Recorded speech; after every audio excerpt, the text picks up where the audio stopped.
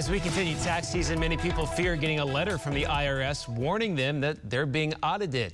This afternoon, our financial expert Paul Hood is with us to discuss what you should do if you're being audited by the IRS. Paul, good to see you. Thanks. Good to see you.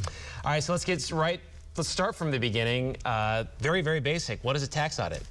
So an audit is, the Internal Revenue Code, there's certain things that are black and white, and then there's a lot of gray. And so an audit is them coming in and verifying one of two sides, either the income side, if you're a business owner or what have you, reporting all your income, or the expense side, where you're deducting things and can you justify it, whether it's charities or business deductions or what have you.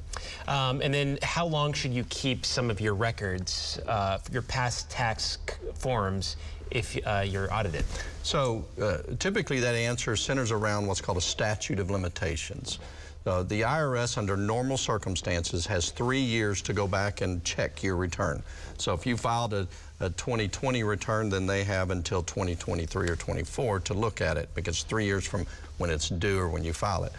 Now, if there's substantial understatement, they can go back 7 years. If there's fraud, they can go back forever if they think you're fraudulently not reporting your income. Generally speaking, tax records about 7 to 10 years. Copies of important things forever. One of the things that people mess up on is, let's say I've got a business and I buy a piece of equipment 9 years ago that is a 12-year write-off. Well, it's been 7 years, so I can destroy it. No, it still has an impact. So basically 7 to 10 years. How long does an audit take? It depends. The IRS has office audits where you go there. They have field audits where they come to you, and then they have this horrible thing called a correspondence audit, where you just send it off to somebody out in cyberspace and you don't get a name, you don't get to talk to them.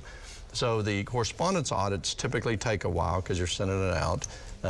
Office audits, again, it depends on how many years they're looking at and how complex the return is, but usually within 90 days. Yeah. So the average person that's watching this at home, should they be concerned about an audit?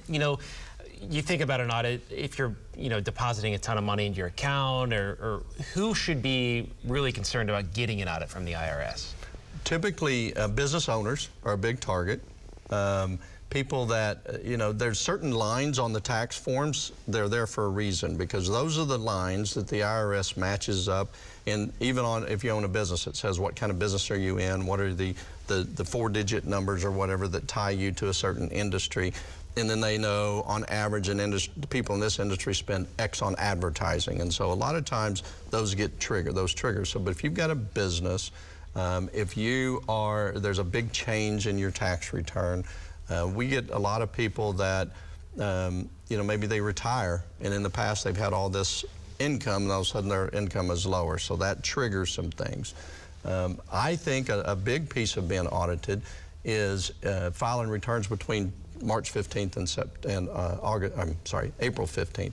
March 15th and April 15th, because it's real busy time. The IRS has admitted their computers are a little antiquated, they're understaffed. So there's a lot of little things that can go sideways that will then automatically trigger an audit. Cool. And if you get one in the mail quickly, contact you guys maybe? Yeah, so you can give us a call and we'll tell you whether you can do it yourself or need help. But some people can't do it at home by themselves. Yep. Okay, gotcha. All right, Paul, thanks. Thank you. Well,